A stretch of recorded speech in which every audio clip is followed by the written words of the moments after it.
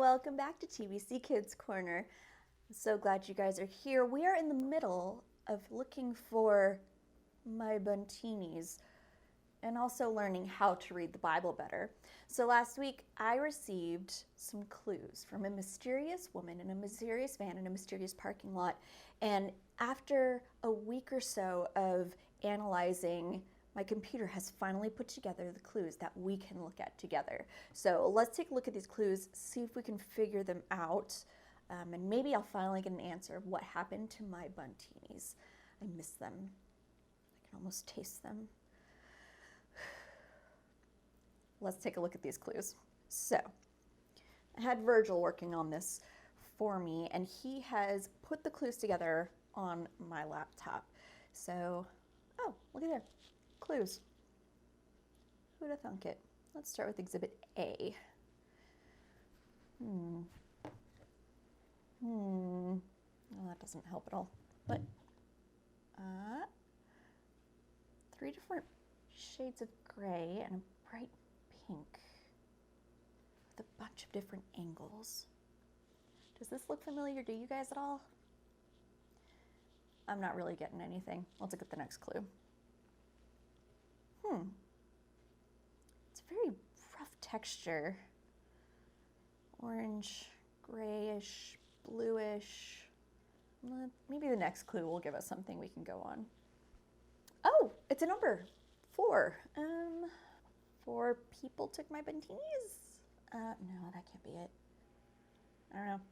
Let's look at the next one.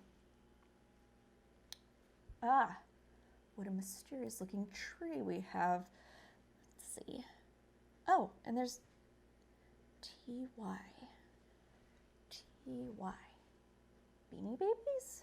Did Beanie Babies take my buntinis? That doesn't make any sense. They're stuffed animals. What would they do with it? What do you guys think it is?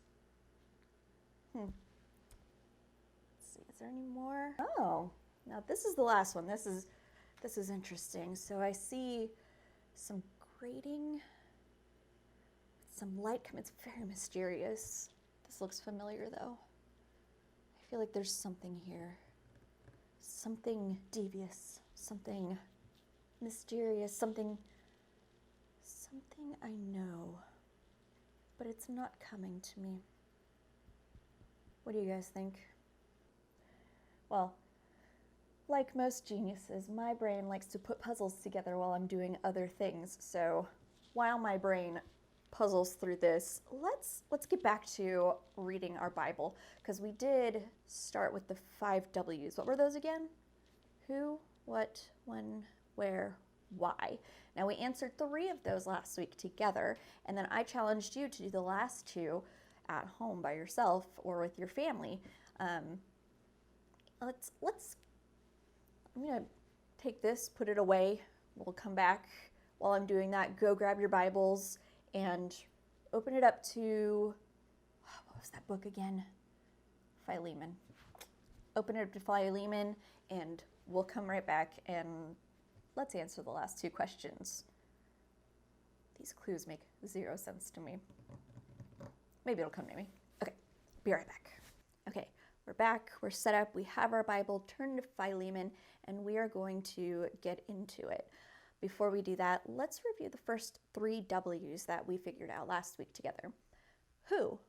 Who is the book of Philippians written by, and who is it for? It's written by Paul to his friend Philemon. What? What kind of book is Philemon? Well, it's a letter. Paul wrote a letter to his friend Philemon. When was this written? We don't have an exact date, but we do know that the book of Philemon was written while Paul was in prison for teaching about Jesus. So that's a really good start. We did a lot of work last time we were together, and then I challenged you to read Philemon and see if you could figure out the last 2 W's, where and why. Those first 3 we found all in verse 1. Let's move on from verse 1 and see if we can figure out the other 2. So where does this book take place? Now this one's a little tricky. Many of Paul's letters are named after the churches or the cities where the addressee lives. The person who's getting the letter, it's where they live. So, for instance, Ephesians is in Ephesus. Philippians takes place in Philippi, and Thessalonians is in Thessalonica. It's not like Philemon takes place in Philemonica. No, it's actually named after a person, so we don't have an exact place at this point, but we know that it's for him. So what do we do with that? That still doesn't tell us where it's from, but we do have some clues if we look a little bit deeper. So let's look at verse 2 real quick. We are also sending it to our sister Apphia and to Archippus. If you can't pronounce names in the Bible, that's totally fine. I can't either. He is a soldier of Christ together with us, and we are sending it to the church that meets in your home. So Paul, in verse 2, he's writing to Philemon, he's writing to a couple other people, and to the church that meets in his house. So until we do a little bit more research in our interpretation video next time, we can say the where of Philemon is the church that meets in Philemon's house. He has a church that meets in his home, so that's going to be our where for now. Stick around for the interpretation. We'll get a little bit more into that. So let's stop and examine what we know so far before we find our last W. The book of Philemon is a letter written by Paul while he was in prison to his friend Philemon, who is part of a church that meets in his home. Pretty good. We got this. All right, so that's 4 W's down, 1 more to go. Why? Well, because I said so. Kidding. Why is the last W we have. Why did Paul sit down in prison to write this letter to Philemon? I mean, he had a lot of stuff going on. He was kind of in prison. He couldn't really go anywhere, but he took the time to write this letter to his friend Philemon. If you've read the entire book, like I challenged you to, it's only 25 verses. It's really, really simple. You may have some ideas as to why this book was written. So a few thoughts could be, Paul wrote it to check in on Philemon and the church. He wanted to encourage them, or to remind them of Jesus' love, to ask for a room to stay the next time he came to visit. Like, that's at the very end. He says, hey, get a room ready for me. But I'm seeing an even bigger why. Let's look at a few specific verses. So let's start in verse 10. We're going to jump to the second sentence. This is how I make my appeal to you for my son Onesimus. He became a son to me while I was being held in chains. Before that, he was useless to you, but now he has become useful to you and to me. I am sending Onesimus back to you. All my love for him goes with him. So in this verse, Paul tells us about a man named Onesimus, which is the most fun name to say, Onesimus. Onesimus is clearly very important to Paul, and it seems that Onesimus used to be with Philemon, but he went away. Paul is sending Onesimus back and is asking for something from Philemon. Now let's jump over to verse 16. You could have him back not as a slave. Instead, he would be better than a slave. He would be a dear brother. He is very dear to me, but even more dear to you. He is dear to you not only as another human being, but also dear to you as a brother in the Lord. So this is one of those verses where when I was younger, it just felt like Paul said the same thing over and over again, but let's look at this. What does this verse tell us about who Onesimus and Philemon are? Well, it looks like Onesimus was Philemon's slave. Philemon owned Onesimus. He was one of his servants. He worked for him, but didn't get paid for it. But Onesimus ran away for some reason. Now, we don't know exactly what happened, but we know that Onesimus ran away, and he actually became a Christian and met Paul, and Paul took him in and taught him about Jesus. Now Paul is asking Philemon to forgive Onesimus of what he did. And instead of making him a servant or a slave again, he wants him to be a friend. He's not sending him back into being a slave. He's saying, hey, Philemon, remember Onesimus? I need you to forgive him, and to not make him a slave again, but to treat him as a friend, like a brother in Christ, because we all believe in Jesus. So this book, the why was it written?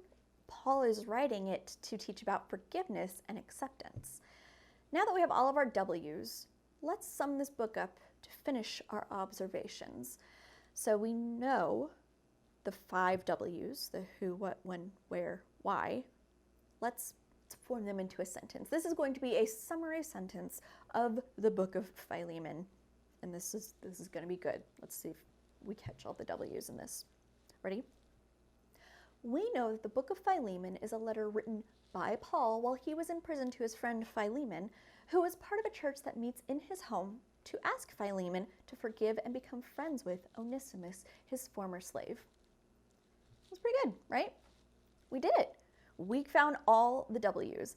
We cracked this case. We've gathered all the clues, and we could stop here with Philemon.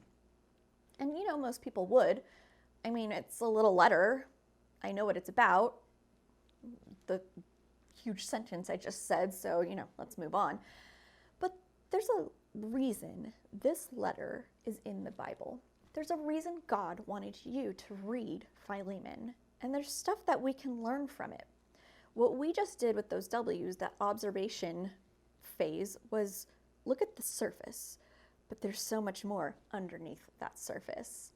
And so that's what we're going to talk about next week. Some of my favorite Bible stories are my favorites because I didn't stop at the observation phase.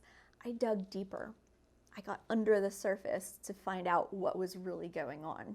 So next week, we're going to do just that. I'm going to help you learn how to dig deeper into Philemon so that it makes a little more sense and has a little more importance to us today. Because, what does this letter have to do with me? I don't know Onesimus or Philemon. Paul's been gone a long, long time. Why is this here?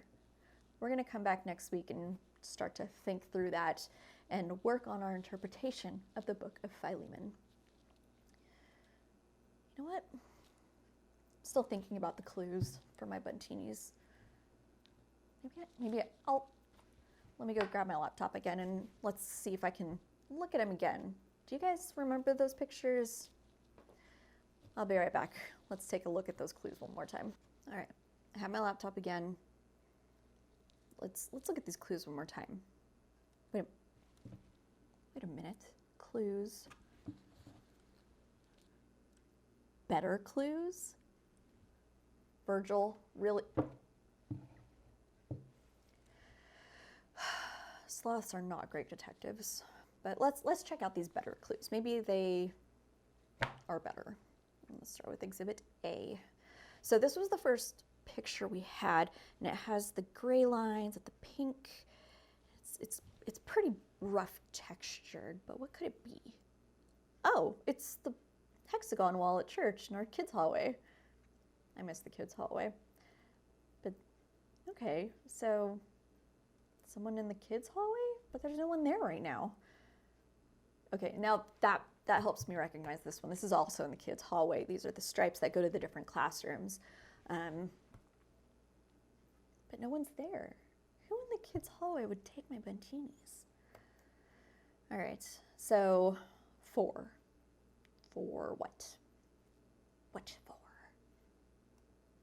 Oh, that's the front door of our church. 400 West Campbell Road. That's our address at the church. That's okay. So I'm sensing that this is something to do with the church. And then there's the TY, which obviously Beanie Babies. I don't know if that has to do with church or my buntinis, but oh, my bad. It's not Beanie Babies at all. It's our office sign at the church. Okay, so obviously whoever has my buntinis is at the church somewhere. I don't know. I don't know. There haven't been many people at the church. It's just a few people here and there, but who could have taken my buntinis? Okay, one more. Oh, okay. I recognize this place now. This is the door to the front office of the church. You know what? I know exactly who took my buntinis. I don't need this anymore. I know exactly who it is, and we're going to go get them. Let's go.